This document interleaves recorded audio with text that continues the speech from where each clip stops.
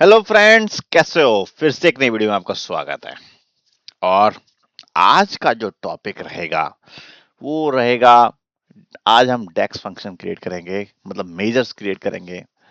5 basic measures, only basic measures, not much. और जिसमें हम सिंपल मेजर बनाएंगे। पिछले वीडियो में हम देखा था कि क्या डेक्स फंक्शंस हैं और उसके अंदर कैलकुलेटेड फील्ड्स और मेजर्स जो हमने देखे थे। आज हम थोड़ा सा बेसिक स्टार्ट करेंगे। और जब बेसिक स्टार्ट करते हैं तो let's start. Okay, so if you can see we have a few other tables. So आपको ये डेटा समझ में आ रहा होगा, ये मेरा बनाया हुआ है। और अभी इसको थ्रू आउट मैं इस ट्यूटोरियल में बताते जा रहा हूँ, मैं एक्सप्लेन किया भी हुआ है। ये एक स्टोर का डेटा है, जैसे विराट स्टोर, जिसमें कि हम कई सारी चीजें सेल करते हैं, ग्रोसरी वगैरह। और ये सेल्स ऑर्डर टेबल है जिसमें कि हमारे पास लाइक हम जो भी सेल कर रहे हैं, जो सेल्स ऑर्डर्स आ रहे हैं वो सारे हैं इसमें अंदर। प्राइस है, क्वांटिटी है, टोटल्स अमाउंट है, जो भी हमारा। ठीक है।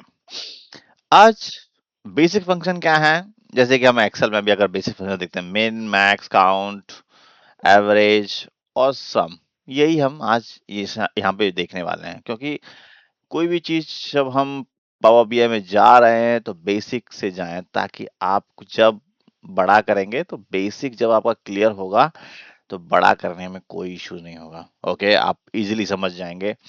सो जैसे ही so let's start with the first basic function जो हम ज्यादा यूज करते हैं, काउंट फंक्शन।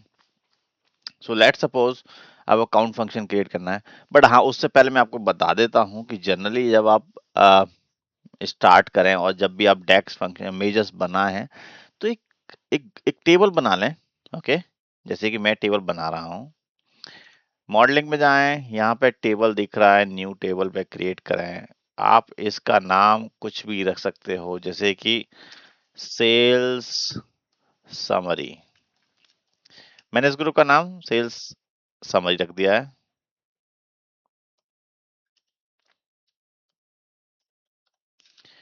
अब इस डेक्स के अंदर ओके, मैं कुछ भी जो भी मैं डिफाइन करूंगा, आप देखेंगे कि सेल्स समरी के नाम से कि यहाँ पे एक टेबल क्रिएट हुआ है। बट उसके थोड़ा आइकन डिफरेंट है इसमें। डेक्स नाम, जैसे हम जैसे डेफेक्स बनाते हैं तो वो सब इसमें आएंगे। ओके, सो डेक्स फंक्शन आप बनाएं तो यहाँ पे राइट क्लिक करें। अब इससे फायदा क्या है मैं आपको बताता हूँ। इस ग्रुप लाइक इस टेबल के अंदर जैसे जो डेक्स फंक्शन टेबल हमने जो बना दी है, यहाँ पे हम जितने भी डेक्स फंक्शन रखेंगे तो हमारे को इजी रहेगी। इजी रहेगा कि हम कौन कौन से फंक्शन हमारे पास है। नहीं तो हर टेबल में स्पेसिफिकली मैनुअल सर्च करो कि कहाँ पे क्या पड़ रहा है। तो बेहतर है कि ये आप ग्रुप बना लीजिए। अब इसके अंदर कुछ भी फंक्शन अप्लाई करते हैं। सो राइट क्लिक करिए, न्यू मेजर्स क्रिएट करिए यहाँ पे। और मेरा पहला मेजर्स होगा, मुझे ये चेक करना है इस सेल्स ऑर्डर टेबल में कि सब लाइक जितने भी कस्टमर्स हैं, कस्टमर है मेरे पास यहाँ पे सेल्स। रुको, अभी एक बार देख लेते हैं। मैं इसका कहता हूँ कस्टमर काउंट। मुझे ये चेक करना है कि कितने कस्टमर मेरे पास लाइक उनका ऑर्डर्स आए हैं, कितने कस्टमर के ऑर्डर्स हैं। तो उसके लिए मुझे क्या करना है, काउंट यूज करना है। तो सही है, काउंट यूज करो। तो काउंट यूज करिए। Count function simply count function है। आप इसके अंदर कस्टमर आईडी चाहिए, बट कस्टमर टेबल की नहीं, हमें चाहिए सेल्स ऑर्डर टेबल की कस्टमर आईडी। हमने सेल्स ऑर्डर टेबल की कस्टमर आईडी लिया और ब्रैकेट बंद किया और यहाँ पे हमने रन कर दिया। मेरा ये मेजर बन चुका है। इस मेजर को देखने के लिए मुझे चाहिए क्या, डेटा। कैसे? आइए, अब मैं एक टेबल ले लेता हूँ। यहाँ पे मैं, ठीक है जी, अब मेरे पास काउंट चाहिए, मुझे काउंट दिखाना है, ये जो कस्टमर काउंट है, तो मैं कैसे दिखा सकता हूँ कि सिंपल दिखा सकता हूँ मैं इसमें, सॉरी, यहाँ पे डाल करके कि मेरे पास कितने कस्टमर्स हैं, 10,000, 10,000, आप समझ सकते हैं, 10,000 कस्टमर हैं। पर क्या 10,000 कस्टमर हैं? क्योंकि कस्टमर हैं, आप अब इसमें देखेंगे, मैं आपको सेल्स इसका थोड़ा सा दिखा देता हूँ, अनहाइड करके, अनहाइड ऑल, ऑल मैंने अनहाइड कर दिया, कस्टमर आईडी है और प्रोडक्ट आईडी है। इसमें क्या कस्टमर आईडी, इसमें तो क्या होगा कि कस्टमर मल्टीपल टाइम भी आ सकते हैं, क्योंकि एक कस्टमर कई बार ऑर्डर प्लेस कर सकता है, तो इसमें तो कई बार और भी आ सकते हैं। तो ये क्या है, क्या जो हमारे 10,000 निकला है, क्या ये कस्टमर काउंट सही है? नहीं, ये काउंट सही नहीं है। इसमें क्या है, कुछ इश्यूज हैं, जैसे कि ये डुप्लीकेट कस्टमर को भी काउंट कर रहा है। तो इसने काउंट तो कर रहा है कस्टमर्स को, बट ये क्या कर रहा है, सारे कस्टमर, डुप्लीकेट कस्टमर्स को भी, मतलब वो रिपीटेड आ रहे हैं उसको भी काउंट करते जा रहा है। तो कोई नहीं, हमारे को इस फंक्शन के अंदर जाते हैं और हम एक फंक्शन इसका भी है, डिस्टिंक्ट काउंट। डिस्टिंक्ट काउंट क्या है, जो इसमें यूनिक काउंट करे, कस्टमर केवल यूनिक, यूनिक कस्टमर चाहिए उसे। डिस्ट्रिक्ट काउंट पे क्लिक करा और इस वाले को रिमूव कर दीजिए। अब ये देखिए, अब ये जो कस्टमर निकल के आए हैं कितना, 100 customers, these are the unique customers, जो एक्चुअल में कस्टमर्स हैं। जितने हमारे कितने कस्टमर्स हैं, 100 कस्टमर्स हैं।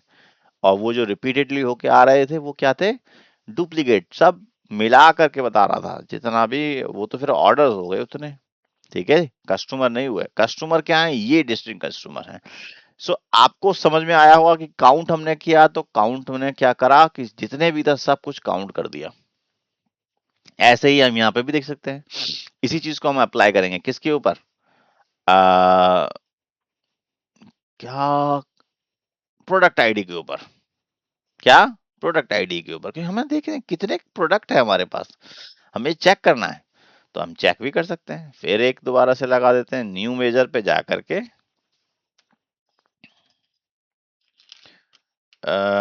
Product count. अच्छा, अगर हम सिंपल, मैंने आपको बता चुका हूं, सिंपल नहीं लगाना, हमें क्या लगाना है, डिस्टिंक्ट, डिस्टिंक्ट काउंट, और वो भी किसके ऊपर, प्रोडक्ट आईडी के ऊपर, प्रोडक्ट आईडी।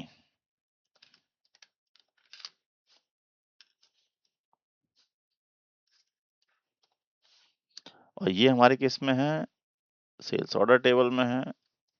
ये देखिए, अब ये जो प्रोडक्ट आईडी है कि कितने प्रोडक्ट हैं हम पे भैया, हम पे हैं 70 प्रोडक्ट। एक्चुअल में हमारे कितने प्रोडक्ट हैं, 70 यूनिक प्रोडक्ट। इसे आप कैसे चेक कर सकते हैं, आप प्रोडक्ट टेबल में जाइए, क्योंकि ये जो है डिम प्रोडक्ट, यहाँ पे अगर आप देखेंगे, ये जो डिम प्रोडक्ट टेबल है, यहाँ पे आपके पास 70 रोज हैं। That means our data is validated and correct, मतलब फॉर्मूला सही से काम कर रहा है। हमारा काउंट देखा, बिल्कुल मैच कर रहा है, काउंट टेबल में हमारा कितने प्रोडक्ट हैं, 70 ही प्रोडक्ट है। कोई नहीं, फंक्शन काम कर रहा है, एकदम सही है। ठीक है, काउंट हो गया हमारा और प्रोडक्ट हो गया। अब हमारा मिन, ठीक है, मिन, जैसे कि एज मिनिमम हमें क्या फाउंड करना है, मिनिमम फाउंड करना है, ठीक है। अच्छा जी, मिनिमम देखते हैं, तो मिनिमम आते हैं, हम चाहते हैं कि मिनिमम ऑर्डर कितना आया और मैक्सिमम ऑर्डर कितना, बड़ा ऑर्डर छोटा ऑर्डर कितना आया है। तो क्वांटिटी के ऊपर अप्लाई करेंगे हम इस फंक्शन को, क्योंकि ये मेजर लाइक न्यूमेरिक वैल्यू चाहता है।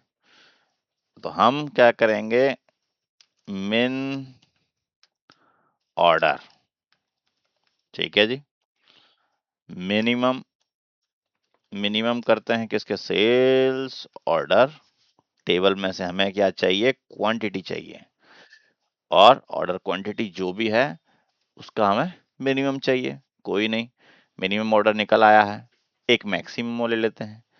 ये लो, मिनिमम को उधर डाल दो, मिनिमम एक ही है, सब एक है, एक ऑर्डर भी आया है हमारे पास। यहीं पे हम मैक्सिमम ऑर्डर भी देख लेते हैं। सो मैक्सिमम ऑर्डर के लिए फिर दोबारा एक मेजर बनाइए,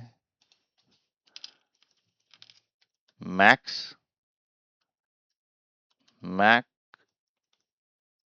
ऑर्डर मैक्स, और ये है सेल्स ऑर्डर क्वांटिटी के हम निकालेंगे। क्वांटिटी पे निकाला, ये देखिए, ये हमारा मैक्स ऑर्डर भी रेडी है। ठीक है, अब देखिए ये जो हमने बनाए हैं मेजर्स, ये फिल्टर के साथ भी काम करते हैं। अब मैं ये कह रहा हूं कि ये जो डेटा है इसने 1/1/2024 से लिया है 31/12/2025 तक, पर मैं ये कह रहा हूं कि मुझे ये डेटा केवल 2024 तक चाहिए। तो मुझे केवल और केवल 2024 तक कितने मिनिमम, कितने मैक्सिमम और कितने टोटल काउंट देखें। चलो जी, मैंने चेंज किया, आप देखेंगे, एक सेकेंड, मैंने डेटा चेंज किया है और ये डेटा आपका सेल्स का है। तो मैंने जो डेट रेंज रखी है उसके बेसिस पर ये डेटा सफल, क्योंकि उतने ही ऑर्डर होंगे, उतने ही, क्योंकि ये इसमें एक्चुअल डेटा उतना ही है। अगर मैं और कम करता हूं तो मैं 1 महीना ही कर देता हूं इसे, चलो 3 महीने रख लेते हैं। ठीक है, आपका डेट प्रोडक्ट काउंट चेंज हो गया, इस रेंज में प्रोडक्ट एक कम हुआ है, क्योंकि हालांकि कस्टमर तो वही होंगे, रिपीटेड कस्टमर होंगे, हर महीने आ रहे होंगे, तो कस्टमर तो सारे वही है, इंटैक्ट हैं, बस आपका प्रोडक्ट काउंट चेंज हो गया है। सो अगर सपोज करो कि मैं कैटेगरी को चेंज कर देता हूं, तो यहाँ पे देखिए मिनिमम मैक्सिमम सब चेंज हो गया। सो आपके फिल्टर के साथ बिल्कुल काम कर रहे हैं। ओके, सो आप जो भी डाल रहे हैं, आप जो भी मेजर्स हैं, एकदम परफेक्टली काम करते हैं मेजर के साथ, और ये ज्यादा स्पेस ऑक्यूपाई भी नहीं करते हैं। हमने सीखा मेन, मैक्स, काउंट, एवरेज, और देख लेते हैं कुछ भी नहीं है फंक्शन लगाने में, जैसे कि आप एक्सेल में लगाते हैं। आप यहाँ जाइए, यहाँ पे उसका नाम दीजिए, जैसे कि सपोज करो मैं लगा रहा हूँ एवरेज, तो ये मैं लगा देता हूँ सेल्स एवरेज, एवरेज काउंट कितना है ना। तो ये यहाँ पे एवरेज लीजिए, और यहाँ पे सेल्स ऑर्डर टेबल में से आपको क्या करना है, टोटल अमाउंट ले लेते हैं। ये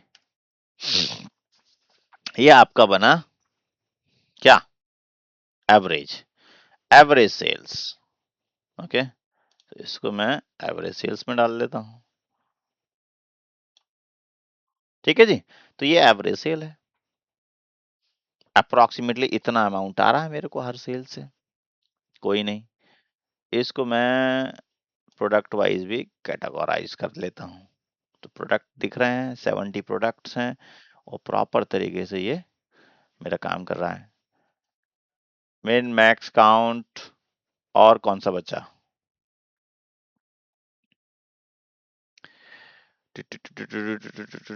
एवरेज हो गया है, सम, सम भी कर लेते हैं।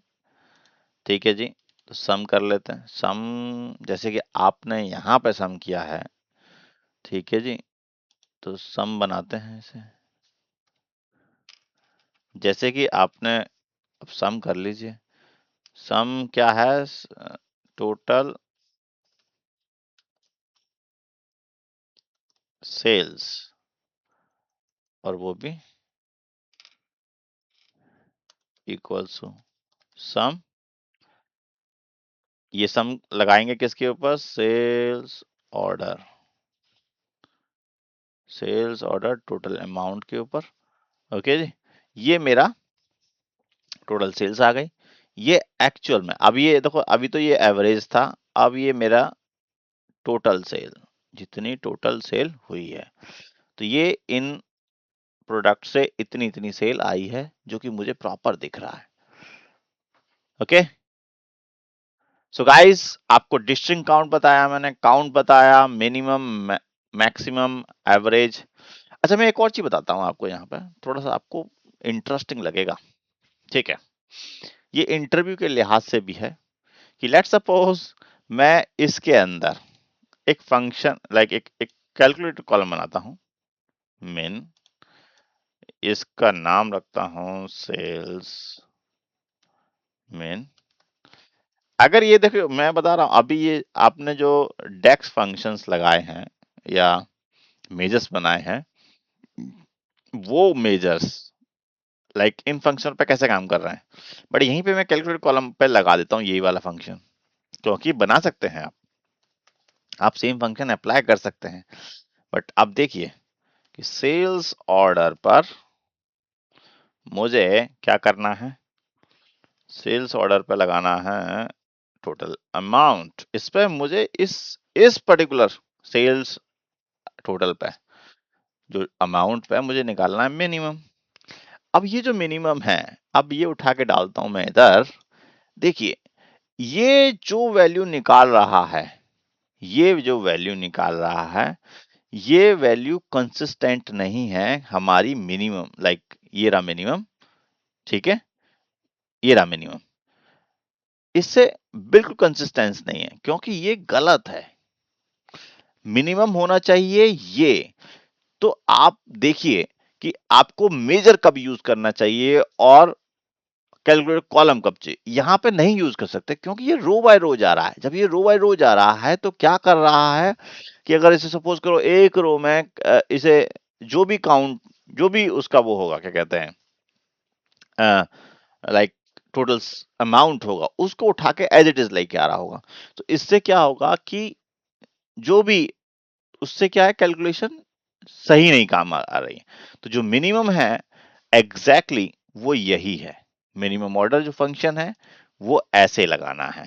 क्या बनाना है, major, not calculated column.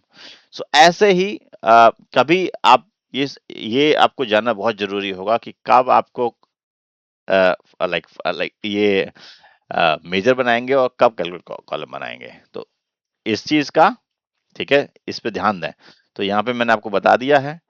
Okay, तो मैंने पिछले वीडियो में बताया था मैंने कि कब इसे और किस सिनेरियो पे आप बना सकते हैं, किस कंडीशन में कैलकुलेट कॉलम बनाएंगे, जहां पर हमें दिख रहा है इटरेशन, ईच रो, हर रो पर हमें इटरेशन करना है। तो ये थोड़ा सा माइंड गेम है और माइंड से समझना होगा कि कब हमें ये क्या करना है और कब हम कैसे करना है। फिर भी मैं आपको हर वीडियो में बिल्कुल एक्सप्लेन बताते जाऊंगा और इन सब चीजों को, ताकि आपको ये समझ में आए। ओके, सो गाइज, एक और चीज इंटरव्यू का क्वेश्चन है, काउंट ए और काउंट फंक्शन। ओके, क्या डिफरेंस है। ओके, ये आपका इंटरव्यू क्वेश्चन है। आप इसे करिए और मुझे डिफरेंस बताइए कि काउंट ए और काउंट फंक्शन हम कब यूज करेंगे। कमेंट करिए, ओके, और बताइए मुझे, ताकि मुझे पता पड़े कि आप भी प्रैक्टिस कर रहे हैं। और आई होप ये वीडियो आपको अच्छा लगा होगा। मिलते हैं फिर एक नई वीडियो में। आपके धन्यवाद। सब्सक्राइब कर लीजिए मेरे चैनल को, मेरे सब्सक्राइबर नहीं बढ़ रहे हैं। तो धन्यवाद।